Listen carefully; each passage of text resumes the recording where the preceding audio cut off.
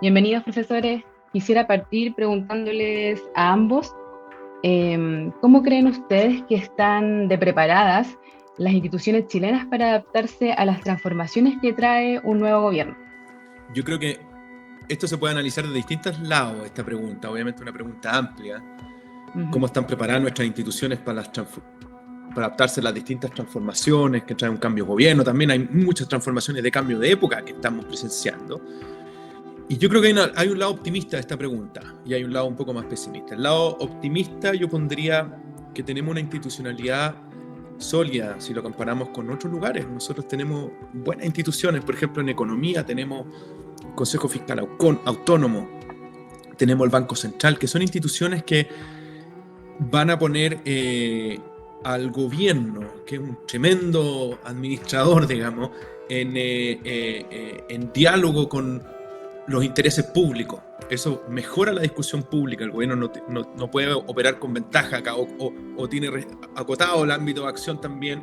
Y hay tareas que se las dejamos a instituciones autónomas, que la idea es que sobrevivan las transiciones de gobierno que pueden ser, como hemos visto en los últimos años, ha sido fluctuante, hemos cambiado de signo político ya más de un par de veces, y estas instituciones buscan generar una continuidad en la administración de algunas cuestiones. También en justicia, en seguridad, por ejemplo, vemos, no sé, nosotros tenemos la fiscalía ya lleva un tiempo operando ya, desde la famosa reforma, también opera con independencia. En cierto sentido, las policías tienen cierto grado, aunque tienen dependencia civil, ¿cierto? Tienen cierto grado de trabajo que traspasa, ¿cierto?, las autoridades de turno. Entonces, yo creo que por ese lado tenemos una buena institucionalidad, hay que rescatarla, hay que cuidarla. Pero por el lado un poquito más pesimista, diría yo, está el sistema político. Yo creo que ahí tenemos falencias y hay signos de preocupación, sobre todo la fragilidad de los partidos políticos. Eso se ha visto en los últimos años, la fragilidad para mantener cohesionados a los parlamentarios. Esto generalmente se ve en el Parlamento. Vimos que hay partidos políticos que no alcanzaron el umbral. Entonces yo creo que ahí tenemos señales de alerta que obviamente hacen más difíciles las transiciones, pero también ponen desafíos de mayor orden que quizás sobre los cuales podemos avanzar después. Yo creo que, siguiendo muy en la línea de lo que ya dijo Pato, yo creo que eh, es importante, o sea, no es menor un cambio de gobierno. Un cambio de gobierno es el momento en el que la ciudadanía, ¿cierto? La ciudadanía eligió, aquí hay una decisión del pueblo soberano que decide una coalición que llegue al gobierno, un presidente que lidere y por lo tanto, naturalmente es un momento de cambio. Eh, y, eh, y ese cambio, por cierto, choca de alguna manera con la continuidad de las instituciones, ¿cierto? Las instituciones siempre continúan. Imagínense el Ministerio de Obras Públicas cuánto tiempo lleva funcionando, ¿cierto? Entonces, esa continuidad naturalmente choca de alguna manera con este cambio que en el caso chileno tenemos cada 4 años. Yo creo que la institucionalidad en general está preparada para estos cambios. Nosotros como país decidimos hace un tiempo que en particular respecto de quienes dirigen los servicios públicos y tienen cargos críticos en los ministerios, ¿cierto? Son elegidos de una forma a través del sistema de elección pública. Entonces, tenemos una institucionalidad, pero retomo lo que dice Patricio, que lamentablemente, si bien es cierto, la institucionalidad está pensada de alguna manera para mantener esta continuidad en un contexto de cambio político, naturalmente la clase política busca, ¿cierto?, traducir sus ideas en políticas públicas. Y en ese traducir sus ideas en políticas públicas, muchas veces afectan, influyen, ¿cierto?, impactan en las instituciones. Antes, este impacto era mucho mayor. Me refiero a que habían cambios de funcionarios, había salida de gente, llegaba gente, ¿cierto? Había un nivel de politización mucho más alto. En la actualidad, nosotros vemos que cuando hay un cambio de gobierno, vemos natural que hay movimiento, naturalmente, hay movimiento, llegan autoridades, qué sé yo, pero el volumen de gente que cambia, el volumen de gente que sale y entra, ¿cierto? Bajo todos los estándares en América Latina, es un estándar bajo. ¿Qué es lo que ocurre? Es que naturalmente, como país, tenemos que ir avanzando a un nivel de profesionalización mayor en las instituciones públicas. Lleva a que haya una necesidad de que los cargos, muchos cargos que hay en nivel de decisión, no cambien cada 2 años, cada 3 años, sino que haya un cambio, haya mayor estabilidad y que aquellas personas que elegimos por un sistema sean capaces de trabajar con el gobierno de turno A o con el gobierno de turno B. Entonces, ese ajuste es el que yo creo que que en Chile todavía no hemos resuelto. Todos los años, cada vez que hay un cambio de gobierno, siempre vemos las cifras de desvinculaciones de altos directivos públicos, de pedidas de renuncias voluntarias, qué sé yo, o sea, renuncias voluntarias y renuncias no voluntarias. Y eso de alguna manera es una expresión de que, claro, hay una institucionalidad que funciona, pero naturalmente eso tiene costos para las organizaciones, para las personas, y como país deberíamos avanzar a sistemas un poco más estables en esa dimensión, y que por cierto hemos avanzado, pero creo que todavía podemos avanzar mucho más en eso, siempre recordando que cada 4 años elegimos una autoridad y la autoridad tiene la legitimidad democrática de implementar las políticas que la ciudadanía le dijo que implementara. Por lo tanto, ahí también hay un equilibrio que siempre hay que tener en mente. Súper. Bueno, en esa misma línea quería preguntarles cuáles consideran que son uno de los principales riesgos que enfrentan las instituciones públicas para asegurar esta continuidad de programas y políticas en un cambio de gobierno. Sí, mira, quizás el principal punto en común que hablábamos con Cristian tiene que ver que hay elementos de continuidad y cambio, ¿cierto? Uh-huh. Si yo apostara por cuál es el principio más relevante en este escenario, yo creo que tiene que ver con el tema, y que es una cuestión epocal. Está puesta en duda la democracia, o al menos hay signos de alerta de la democracia. La democracia es lo que nos permite que, por ejemplo, nos vayamos actualizando y que esa voluntad del pueblo soberano, como decía Cristian, se vaya reflejando también en lo que va haciendo el Estado y los gobiernos a su vez. Yo tengo la impresión que lo que más está puesto en duda, o lo que está haciendo crisis, tiene que ver con esta que se llama capacidad de llevar a acción las voluntades de las personas, lo que se llama capacidad de delivery, como de ejecutar y implementar un plan de acción. Hemos visto que los últimos gobiernos han tenido dificultades para poder desarrollar, por ejemplo, sus programas con los que fueron elegidos, después tienen un montón de problemas para implementarlo. Entonces queda la duda de la gente que dice, bueno, ¿para qué elegías esto si al final hacen lo mismo que los otros, digamos? Esa crítica que al final puede restarle valor a la democracia como legitimidad social es una señal de alerta. Fíjate que, por ejemplo, hay un dato que a mí me gusta poner en cuestión, porque hay gente que dice que la legitimidad de la democracia tiene que ver con el historial de vida de las personas. Hay gente que ha estudiado esta relación, ¿ya? La relación entre capital democrático y apoyo a la democracia, ¿ya? Si pensamos la población chilena hoy día, tenemos que más o menos, casi el 50% de la población nació después del 90. O sea, nació en democracia, ha vivido toda su vida en democracia. Después, tenéis gente como, yo estoy en ese grupo particularmente, como el 22% de gente que nació en los 17 años de dictadura, ¿ya? Entonces tiene una experiencia mixta, algunos más o menos, digamos, dependiendo de qué tan al comienzo mencioné, y hay un 30% que nació previo al golpe. Si nosotros vemos esto en edad esperada, digamos, o años cursados de la población, es como, hice este cálculo, el 80% de nuestra vida colectiva la hemos vivido en democracia. Es súper bueno, esto es distinto a lo que pasaba en el 90, ese número era muchísimo menor.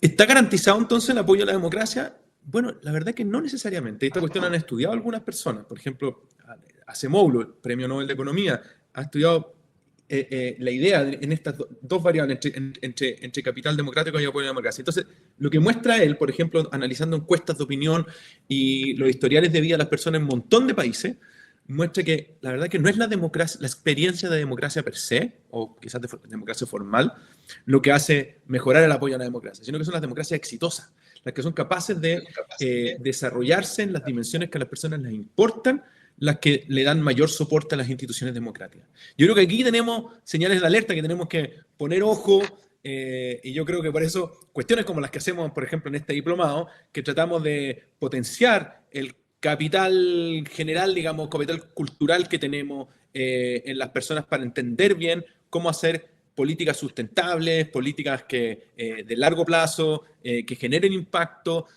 contribuyan también a la mayor legitimidad de la democracia. Yo creo que, ahí hay un tema fundamental respecto de cómo finalmente eh, la experiencia de vida de las personas en, en- en contextos democráticos realmente no sea solamente una cuestión de discurso, sino que también se traduzca en experiencias de que esos derechos se traducen en mi experiencia de vida. Me refiero, por ejemplo, llevándolo al tema de los servicios públicos, ¿cierto? O sea, un servicio público que maltrata a sus ciudadanos, ¿cierto? No ayuda a un concepto de democracia, naturalmente, ¿cierto? Un servicio público que, como vemos en salud, ¿cierto? Un servicio público que se demora un año en atender, claro, es una expresión que la democracia, de alguna manera, no funciona. Entonces, o no está entregando, no está cumpliendo con lo que se espera. Entonces, efectivamente, uno de los temas críticos que se plantean en contextos de la revalorización de la democracia guarda relación con el cómo ésta logra entregar, cómo se puede traducir finalmente en acciones concretas y en experiencias de vida concretas de las personas. Pero lo interesante también es que, siguiendo con esta reflexión, es que también el contexto democrático también debe llevarnos a hacer una reflexión respecto de cuál es el espacio, cuál es la separación que debe existir eh, entre lo meramente administrativo, la gestión de políticas públicas, ¿cierto? Y la política. En los países más avanzados, ¿cierto? Existe un respeto por la administración pública de alguna manera porque se entiende que es un ámbito de conocimiento, un ámbito de trabajo que tiene una lógica y una particularidad que no debe estar influenciada sustantivamente por los ciclos políticos, ¿cierto? Entonces, es lo que en algunos países llamamos los servicios civiles, ¿cierto? El servicio civil profesional, meritocrático, ¿cierto? Que no se toca cuando hay un cambio de gobierno, ¿cierto? Eh, y en el caso de América Latina, muchas veces vemos que eh, eh, el, el- el uso de la administración pública con un fin político, ¿cierto? Se traduce en que finalmente la democracia no logra realmente entregar realmente los servicios, las experiencias necesarias para que toda la gente pueda resolver sus problemas. Entonces, por ejemplo, a partir de lo que vemos en algunos contextos de regímenes más autoritarios, ¿cierto? O no dictaduras, pero sí por lo menos de regímenes más autoritarios, eh, vemos que se utiliza la administración pública con fin propagandístico, con fin de lograr ciertos objetivos de política pública específicos y no necesariamente el bienestar colectivo o todos los ámbitos del quehacer de política pública. Entonces, yo creo que la nueva discusión sobre qué entendemos por democracia, qué entendemos por gobiernos democráticos, ¿cierto? También tiene un cotejo en el cómo la clase política se relaciona con la administración pública y cómo hay una nueva utilización de la administración pública, a lo mejor no de la misma manera que se hacía en los 40, los 50, pero sí con una utilización política particular y propia de un grupo y no de la sociedad en general. Ujú. Sí, bueno, también quería hacerles la pregunta ahora de cómo la gestión pública puede incorporar ciertas herramientas de innovación y análisis de datos para mejorar la toma de decisiones en periodos de cambio. Y además en el chat nos estaban preguntando por un tema de la contingencia para saber su opinión respecto a las políticas públicas y el alza de los combustibles y, y el efecto que puede tener en las pymes. Ya, yo voy con dos partes, digamos, acá. O sea, hay una general que tiene que ver con esto como herramientas de análisis de datos, de innovación en la gestión pública. Yo creo que hay un desafío fundamental acá y es la necesidad de desarrollar, por ejemplo, pensamiento analítico, que esa es una de las habilidades que promovemos en este diplomado. ¿Y a qué me refiero con pensamiento analítico? La capacidad de abordar problemas de manera estructurada, ¿ya? Desde la definición de un problema, separándolo de lo que son, por ejemplo, meras situaciones problemáticas. ¿Qué es un problema? Un problema público, qué características tiene, etcétera, y cómo abordarlo. ¿Qué herramientas necesitáis eso? Necesitáis, por ejemplo, salir de la sospecha de la casuística y pasar al análisis general, ¿ya? Todos tenemos experiencia, por ejemplo, con las situaciones de orden público, ¿ya? Alguien puede sufrir la experiencia de un asalto, pero eso es distinto que definir políticas públicas en términos de seguridad, en que lo pensamos para toda la población.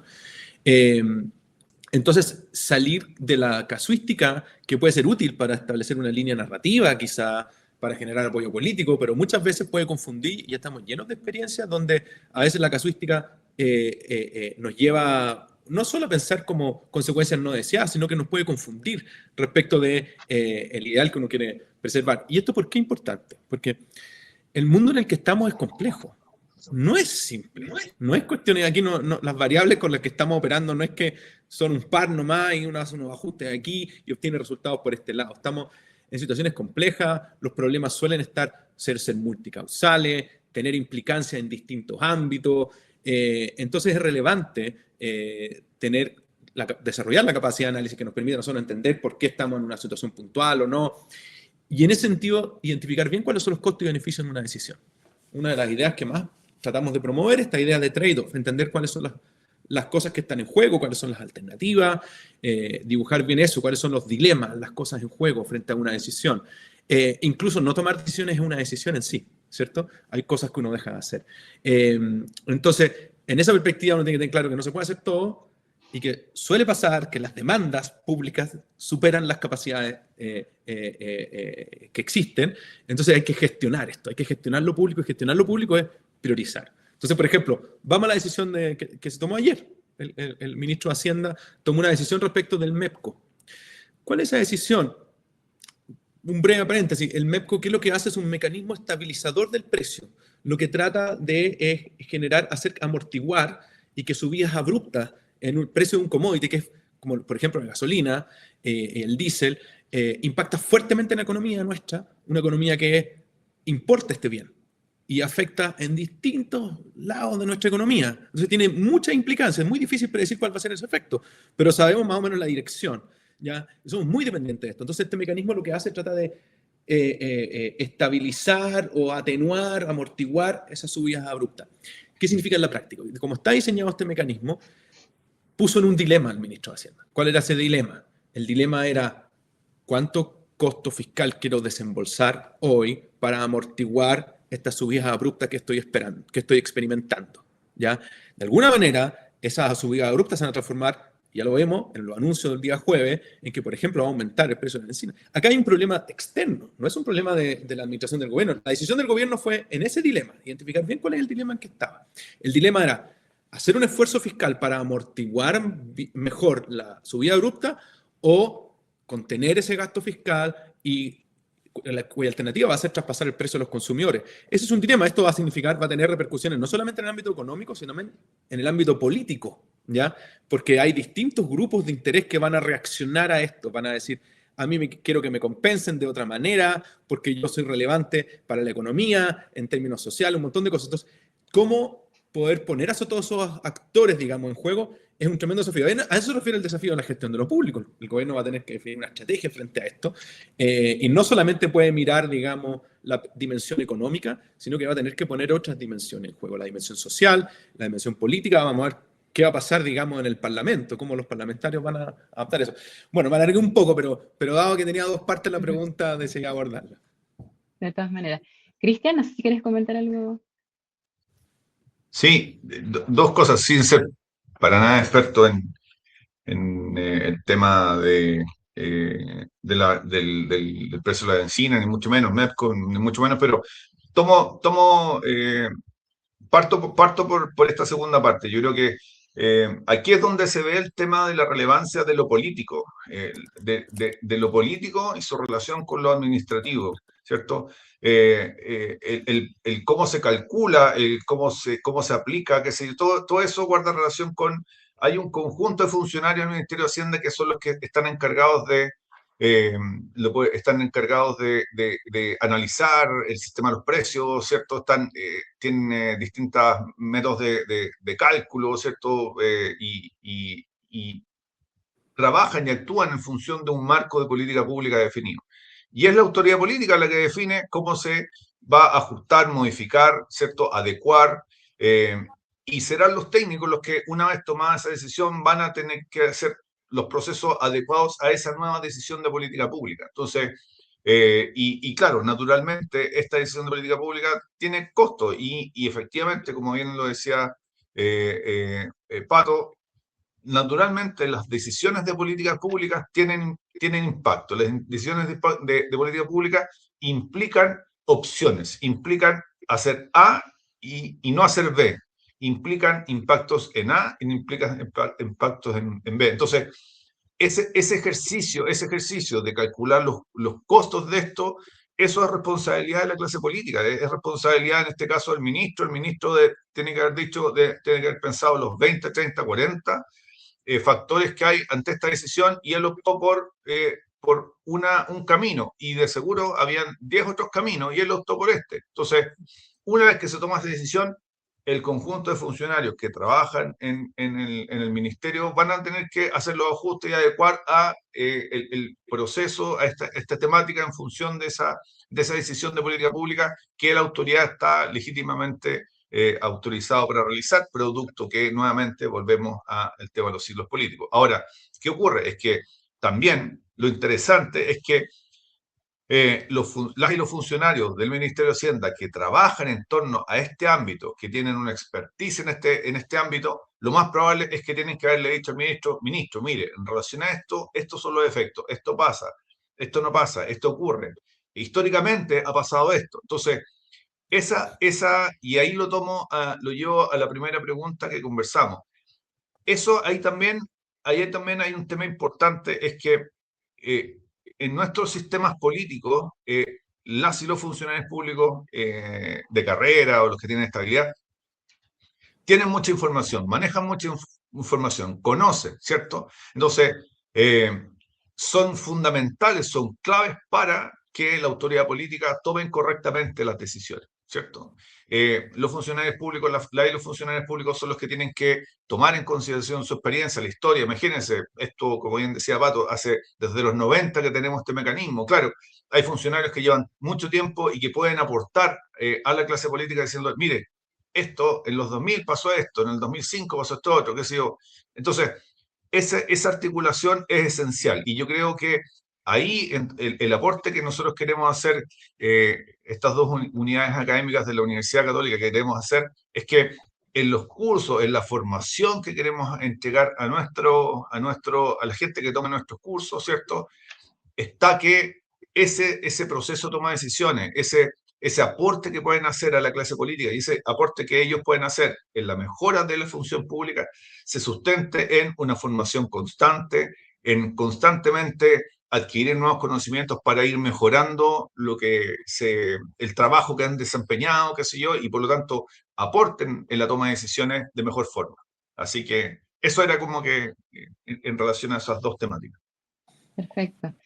Bueno, yo también quería preguntarles ahora sobre qué capacidades de liderazgo ustedes creen que son las más críticas para sostener equipos y proyectos en estos escenarios de transiciones gubernamentales. ¿Qué rol puede jugar la formación en gestión pública para fortalecer el liderazgo en momentos de transición? ¿Y qué competencias ustedes creen que son más críticas para quienes trabajan en el sector público durante un cambio de gobierno? Cristian, ¿querés partir tú en esta? Perfecto. A ver, yo diría tres cositas. Lo primero es que nosotros siempre hablamos de que la administración pública es como lenta, es como que tiene un nivel de estabilidad alto, qué sé yo, pero yo creo que los liderazgos de la administración pública son liderazgos que entienden el ambiente cambiante en el que está la función pública. La función pública, en el caso chileno, cada 4 años tenemos un cambio de gobierno. Y eso, haya terremoto, haya temblor, haya lluvia, haya incendio, eso determina que los ciclos políticos influyen en el quehacer de la gestión pública. Entonces, los liderazgos de la gestión, de la administración pública, de quienes ejercen la gestión pública, deben ser liderazgos que entienden ese ciclo, que entienden la necesidad de manejarse con continuidad y cambio. Y esa habilidad es esencial. O sea, es esa capacidad de entender de que hay una estabilidad natural de la organización, pero que está siempre sujeta a ciclos políticos. Eso lleva a que quien dirige deba tener esa habilidad de adaptación, pero también de entender que hay procesos que son de larga data y que tienen que seguir funcionando independiente de quién esté en el gobierno. Lo segundo, yo creo que con el tiempo vemos que los liderazgos de la administración pública, ¿cierto?, dejaron de ser liderazgos más bien autoritarios, ¿cierto?, más bien del estilo de, digamos, de definir modos de actuar, y son cada vez más líderes que deben articular, deben ser capaces de articular tanto hacia adentro como hacia afuera. Hablamos mucho cuando hablamos del concepto, por ejemplo, valor público, hablamos de que quien dirige una institución pública, quien cumple una labor de dirección dentro de una institución pública, debe tener la capacidad de realizar la gestión política, de interactuar con gente que desde afuera influye en mi quehacer. Imagínense lo relevante que es para una autoridad de nivel subnacional, ¿cierto?, interactuar con parlamentarios, con autoridades regionales, ¿cierto? Imagínense quien ejerce las funciones en un hospital, ¿cierto? Quien dirige un hospital. No solo tiene que estar preocupado de gestionar correctamente las personas que están dentro de su institución, sino que también debe tener la habilidad para entender el contexto en el que está y debe articularse necesariamente con ese entorno que influye necesariamente en su institución. Entonces, y como una tercera, yo creo que cada vez es más importante, siguiendo lo que decía Pato también, la capacidad de adaptación a los cambios dramáticos que hay en el trabajo, en el conocimiento, ¿cierto? O sea, el tema de inteligencia artificial, los temas de innovación en el sector público, llevan a que quien dirige tenga la capacidad de incorporar la dimensión de cambio constantemente. Ya la innovación no ocurre en un momento y de forma aislada, sino que hay una tensión constante entre cambio y continuidad. Entonces, esa habilidad para manejar eso, yo creo que también es crítica y nos debe llevar necesariamente a que quien dirige la institución no solo conozca muy bien con quiénes trabaja, ¿cierto?, sino que también cómo el entorno del trabajo y que va a influir en su desempeño institucional, cómo se va cambiando y puede servirle para cumplir de mejor forma su función. Oye, yo me quiero colgar de lo que dice Cristian para una cuestión importante. Yo creo que acá hay un desafío de saber atraer talento al sector público. Es impresionante la diferencia que esto puede hacer. A veces, quizás el talento más destacado en las distintas disciplinas tiene incentivos importantes a irse al sector privado, ¿ya? Sobre todo en sentido económico, que quizás en el sector público no los va a encontrar directamente, pero hay que pensar, yo creo que hay que motivar, sobre todo a las nuevas generaciones, a pensar en el impacto que quieren hacer también en términos sociales, digamos. Y ahí la posibilidad de generar innovación y generar cambio. No solamente permite que nuestra convivencia social sea mejor, que nos sube el estándar de vida a todos, sino que también una de las preocupaciones centrales del Estado es que es tratar de proteger a los grupos más vulnerables, digamos, tener ese foco, yo creo que es una cuestión fundamental. Una de las cosas que a mí siempre me impresiona en el caso chileno, yo en mi época universitaria trabajé mucho como voluntario, nos tocaba visitar distintas comunidades, sobre todo comunidades rurales en distintas partes de Chile. Uno siempre encontraba, incluso en lugares aislados, la presencia del Estado. En esos casos se veía, era una escuela pública probablemente, quizás una comisaría o algún retén policial, era la presencia del Estado ahí. ¿Qué importante es para esas comunidades, por ejemplo, esos vínculos? ¿Ya? Entonces, si nosotros queremos mejorar el bienestar de toda nuestra sociedad, necesitamos un Estado de punta. ¿Ya? A veces yo creo que nuestra burocracia estatal, la gestión pública necesita innovación permanente, modernización, y para eso, qué mejor que si que uno pudiese disponer de los mejores talentos. Entonces también hay que quizás aprovechar de hacer ese llamado para que los buenos talentos encuentren aquí un camino sobre el cual puedan desplegar sus habilidades y generando impacto social, impacto público que es relevante. Tenemos una pregunta pendiente del chat. Dice, ¿la rebaja del impuesto corporativo aumenta la recaudación fiscal? ¿Realmente beneficia esto al país? Y si es correcto el camino que está tomando esta nueva administración. Bueno, acá, en las preguntas que están apareciendo veo un interés por las cosas contingentes. Eso es un atractivo Sí. de la discusión en cuanto a la gestión pública. Siempre está, como decía Cristian, estas cosas en juego. Hay un camino que tomar y otros caminos que no se toman. Y uno tiene que pensar eso. Esta es una tremenda pregunta, ¿ya? Y yo suelo abordar las preguntas que tienen que ver con el gasto fiscal y las preguntas sobre el tema tributario, por lo menos en dos dimensiones. Una es como la dimensión económica, de finanzas públicas, si quieres, y ahí quizá yo entiendo la intención, yo creo que esta es una administración que entró con ese mandato, digamos, en su programa, de decir, mira, queremos revitalizar el crecimiento económico. Yo creo que la gente hay una búsqueda de que el país vuelva a crecer al nivel que lo estaba haciendo antes, por las implicancias que eso tiene, las oportunidades que abre, sobre todo a las nuevas generaciones, etc. Y yo creo que ese es un interés legítimo, pero ese interés entra en coalición con otros, ¿ya? Entra en choque, y eso es lo que el gobierno, toda administración tiene que saber equilibrar.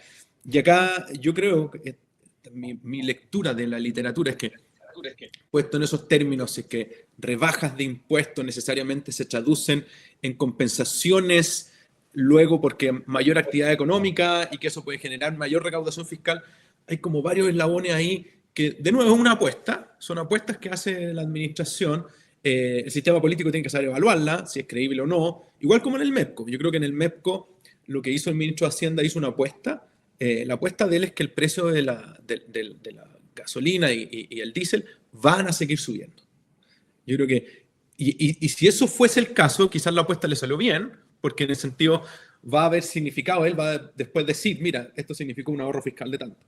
Si eso no ocurre, quizás la movida no le va a haber salido tan bien. Hay un sentido de apuesta y eso, obviamente, un sentido de oportunidad, y en el sector público eso lo hace también atractivo, de que uno tiene que ponderar un montón de cosas. Y entonces, aquí de nuevo, yo creo que lo que se tiene que balancear bien es cómo... y hay una segunda dimensión, que eso es lo que se me olvidaba decir. En la pregunta sobre la responsabilidad fiscal y reformas tributarias o lo que se haga en esa línea, que uno tiene que pensar cómo es el grado de legitimidad social que existe. O sea, la otra gran discusión en el sistema público es cómo se financia esto. ¿Cómo nos ponemos cada grupo frente a esto? Entonces yo creo que el desafío acá tiene que ver con la pregunta de legitimidad social, que está asociado al tema de lo que se llama la incidencia. ¿Quiénes son los que pagan más para la mantención del Estado y quiénes se verían beneficiados con una rebaja, digamos?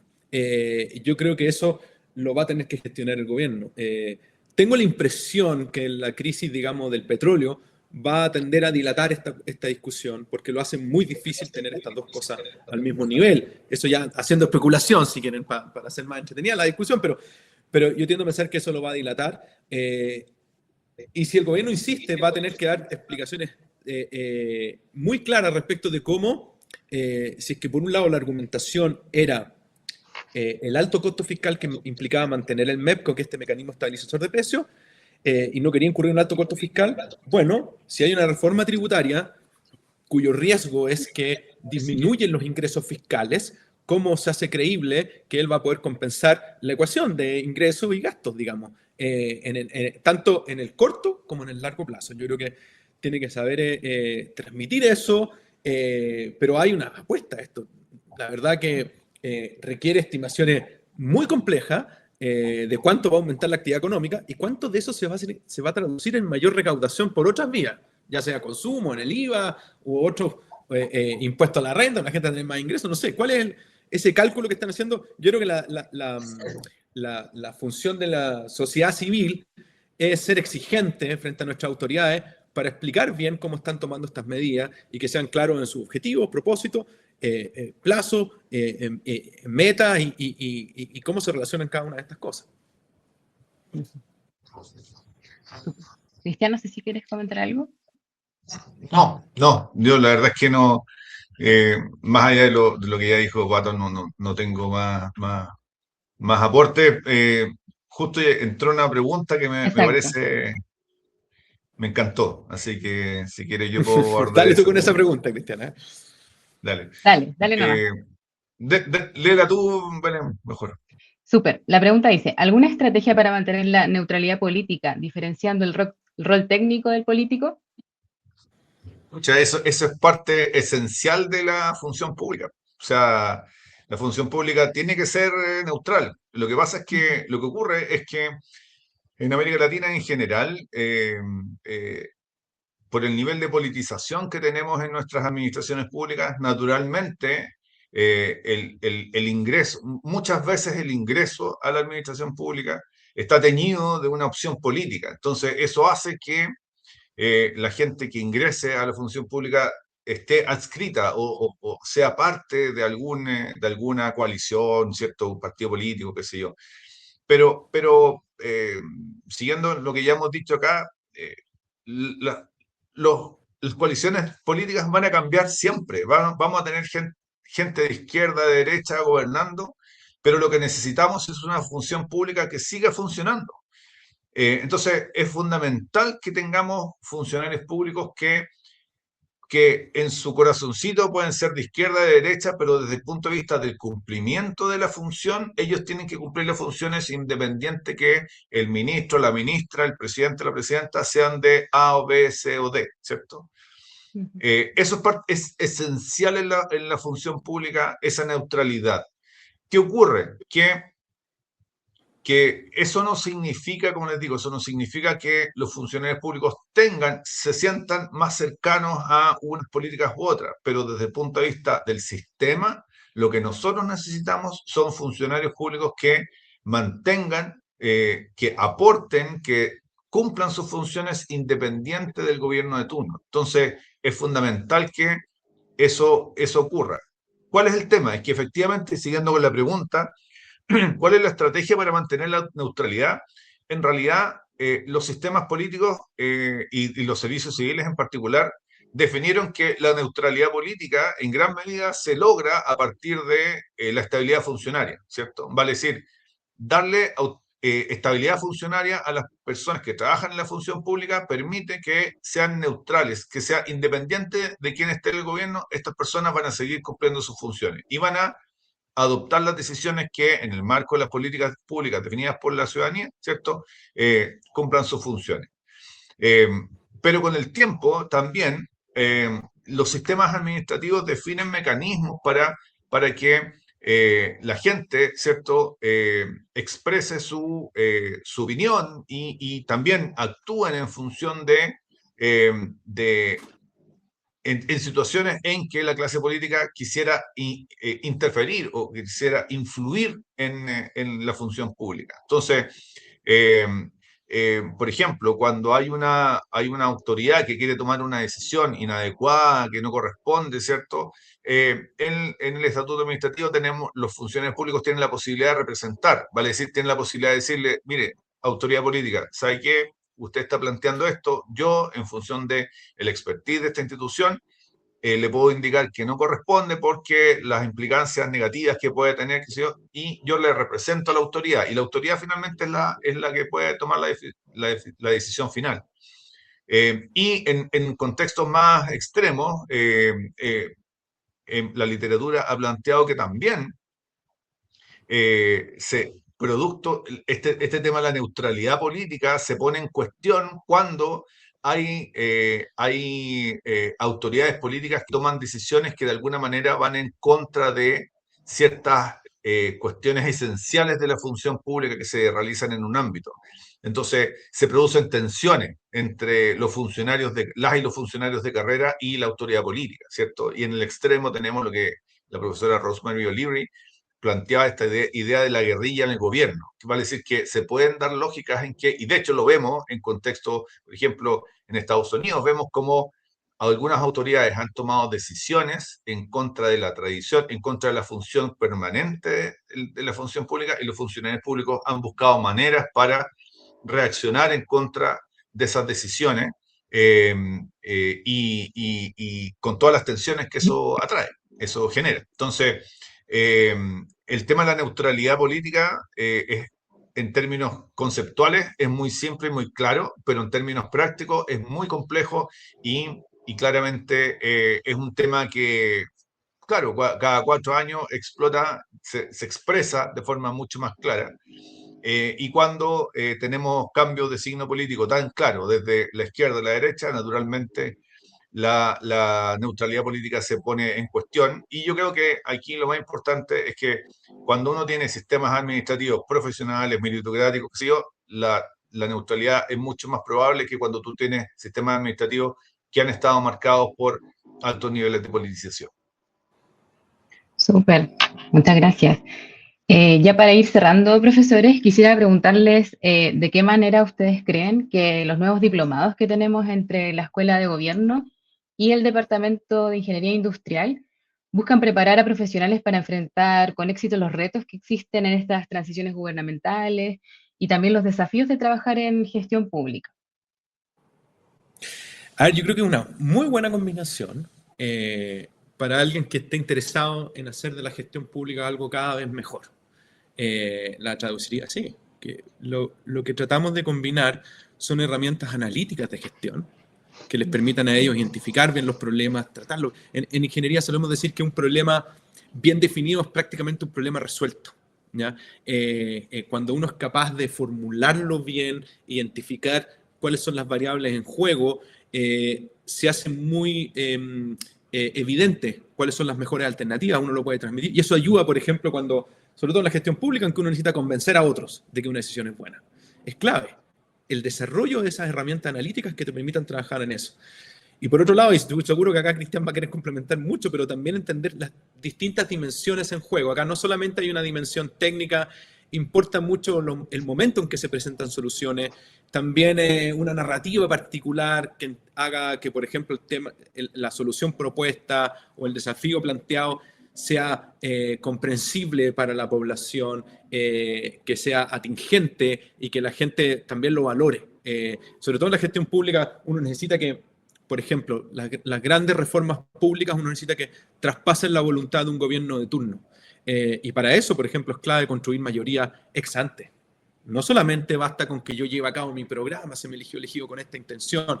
Si yo quiero que esto sea sustentable, yo tengo buenos incentivos para convocar al grupo, a la oposición, a los grupos que piensan distinto, para que, por ejemplo, las políticas o las soluciones propuestas tengan amplio soporte, de manera que haya un riesgo menor de que al siguiente cambio el gobierno o la administración de turno no tenga los incentivos para simplemente borrar lo que se hizo antes, sino que construir sobre ello.